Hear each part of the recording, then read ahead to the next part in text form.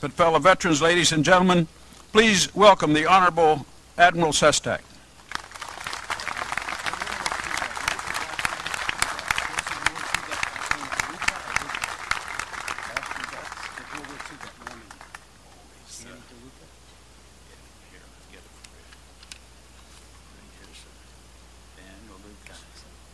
Thank you. He just gave me what I'm supposed to read.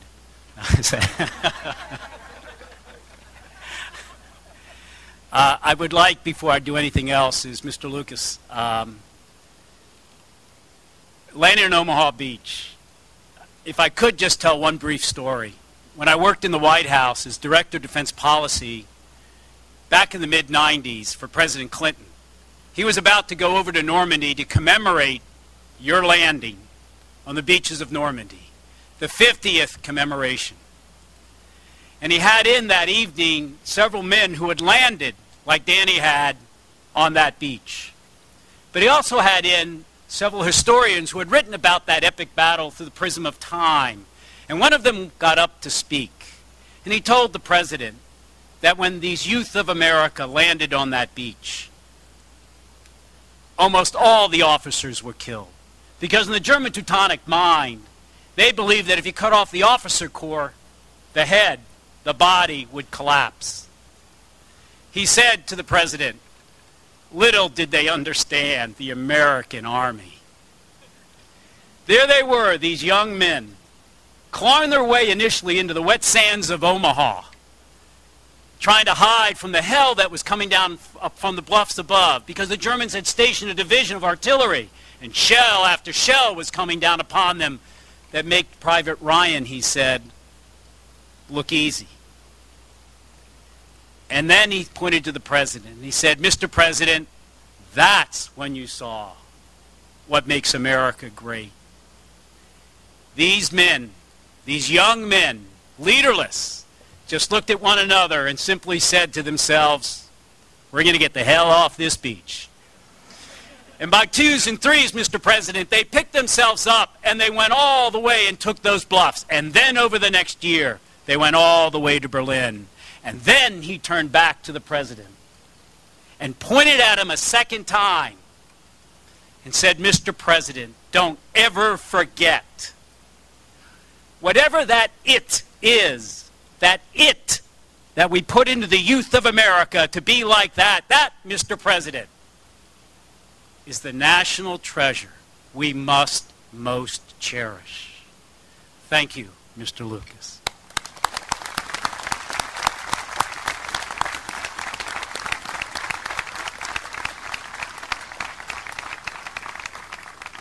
I think that answers the question Jim Metcalf brought up about the defense minister who came over here from Latvia and asked, why do you Americans care so much? He's not wrong. My wife, who worked for this office in the Department of Defense of the POW MIAs, was over in the former Soviet Union in Ukraine a few years ago, going through their archives, trying to find the records of the former Soviet Union air forces, parts of them Ukrainian, that had fought against our pilots in the Korean War. A number of you stood here and were shot down, and we're still trying to find the remains. And a general said to her, why do you care so much? The answer is right here. Look who's here today. Americans. The families that put that it in the youth of America. And that's why I'm very grateful to the Gold Star's moms, Mrs. Peggy Morrison, for being invited to speak today with you as co-sponsors, with that tough naval brethren of mine, the Marine Corps, WIG, Paul Hastings, Hank Viola, who put this together, and Commandant, Sheriff. Thank you so very much for giving me the honor of saying some words today. At this national cemetery, because I go to a national cemetery several times every month, I drive down to Arlington National Cemetery to visit my father, who was buried there, a World War II vet.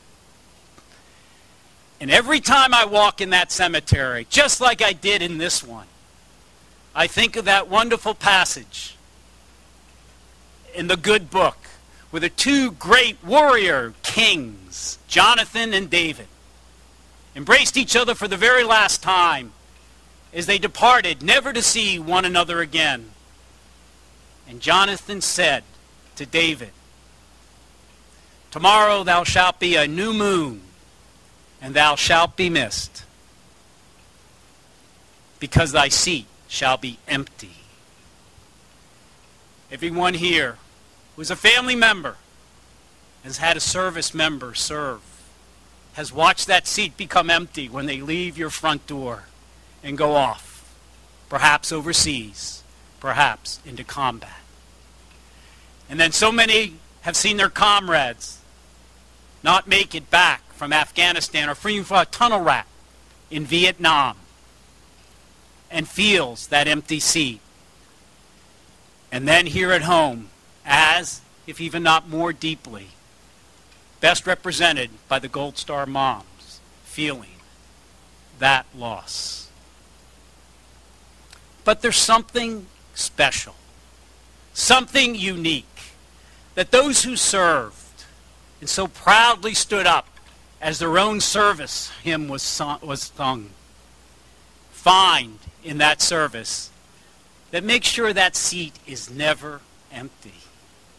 And that's a very special bond that stands the test of all time, of all eternity, because it finds a home in the grandest sepulcher of all, the hearts of brave men and women.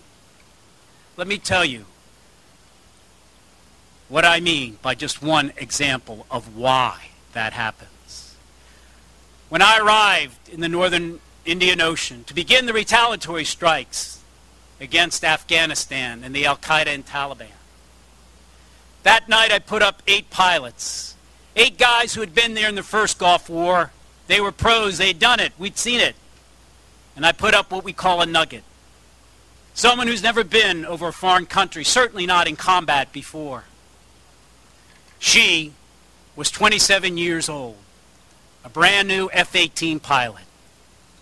That night she proved to be the one that disregarded the standing orders not to dive below 20,000 feet unless they first asked permission.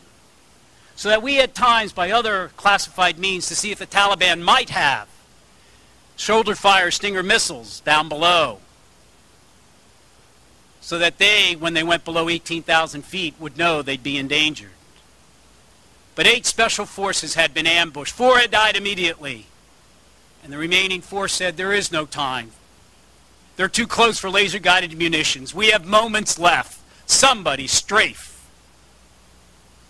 And we'll get out of here in the confusion. She alone that night. Closest, didn't ask permission. She strafed 3 times at 0200 in the morning from 20,000 feet to 3,000 feet, and we don't practice strafing anymore, not since Vietnam, hardly at all. And those 4 men picked up their dead, and they came home. There's not a doubt in my mind for those who have served that they expected her or him or anyone up there to have done their job. Because what that special bond is made of is a fear of letting your fellow comrade, your fellow service member down. That you're more than willing to give your life for them. Those are unique moments. And in the Jewish faith, they capture these unique moments in many parts of our secular lives in something they call the midrashes. And there's a beautiful midrash that explains this special bond of friendship, one where you're willing to give even your life for your fellow, for what we really, really commemorate today. Centuries ago, a man left the land of Israel and he went to a foreign country. And when he was there, he was arrested as a spy, sentenced to hang. He asked the judge, can I just go home one last time and hug my wife goodbye? Say goodbye to my child, and then come back to be hung. The judge said, absolutely not. But he said, my best friend is here with me. And he has agreed to stay in jail. And if I don't return, he has agreed to hang in my stead. The judge said, I've got to see this. Put his best friend in jail. The man left to go back to the land of Israel. And then, as he tried to return on time, there was a storm at sea. Thinking he was too late when the ship pulled into the port, he ran down the gangplank and into a courtyard like this. Looked up and saw they were just about to hang his friends. And he called out, "Stop. Stop, I am the one to be hung." But his friend called back to him and said, "No, you're too late. I'm the one to be hung." And these two friends continued to argue amongst themselves, arguing over whom should hang, each arguing for themselves, until the king overheard it and demanded they both come before him and listen to them argue again until he finally said, "Stop. I will forgive you two under one condition, that you two make me your third friend." That, Danny, is what happened on the beaches of Omaha and in the skies over Afghanistan. A friendship that knows no bounds, even if you don't know that other service member. Those service members, from those who lay here, to those that are still present today, to those that are serving now, they are this nation's third friend. 2 weeks ago on Armed Services Day, I was at a different gathering of Vietnam veterans who are celebrating their 25th anniversary of the founding of their chapter in Grady Ford Maximum Security Prison. I watched that day as I was their speaker, as they had invited me to come back. And I watched as they called up 100+ names, and each one walked to the front of the room and turned with pride on his sorrowful face.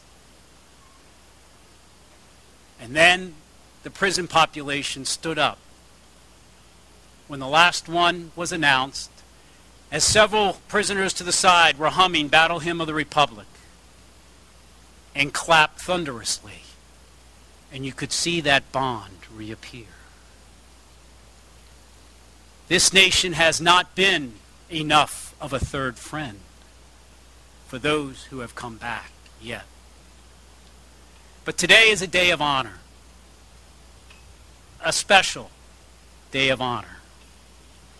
It reminds me of a motto that we had on my very first ship, which was mentioned by Paul, the Samuel B. Roberts. Affectionately, we called it the Sammy B.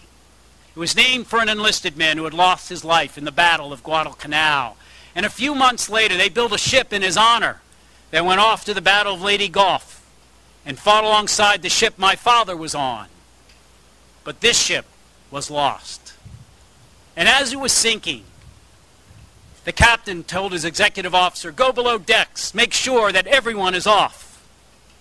And at the after gun mount, he found Gunner Carr. Gunner, because he manned the gun mount. Everyone here has met Gunner Carr. Just a good guy. Seniors, juniors, peers, all adored this man. But there he was. The gun mount askew, on its side. He had crawled over with a mangled leg to pick up a shell and try to put it in to a mount that no longer worked. The executive officer took the shell out of his arms, he put it on the deck, and he went off to get some help. And when he came back with a stretcher and a fellow sailor, he found that Gunner Carr had crawled over, picked up that shell, and was trying to get up on one leg to put it into a gun mount. That no longer worked. They took the shell out of his arms again, put him in the stretcher, got him up to the bridge wing, put him into a lifeboat, where he then passed away. But the captain, when he penned the words, that would later become our motto. At the very end of his battle report of having lost his ship, he hand wrote in this comment, that there was no higher honor than to have served with a man such as that.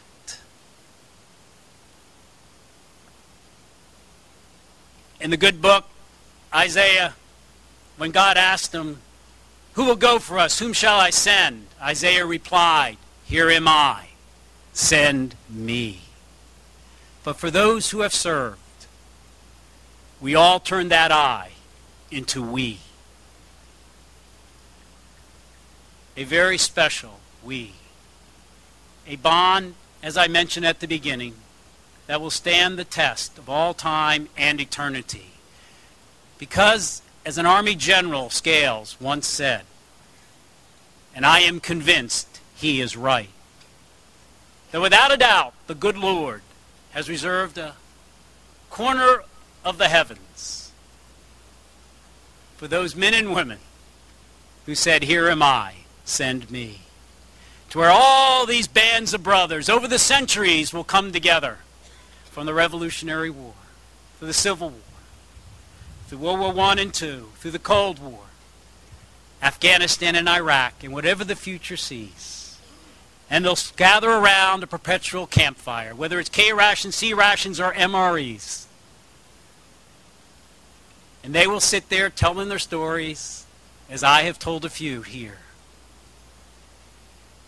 And the onlookers will look on with envy as they say, what is that crucible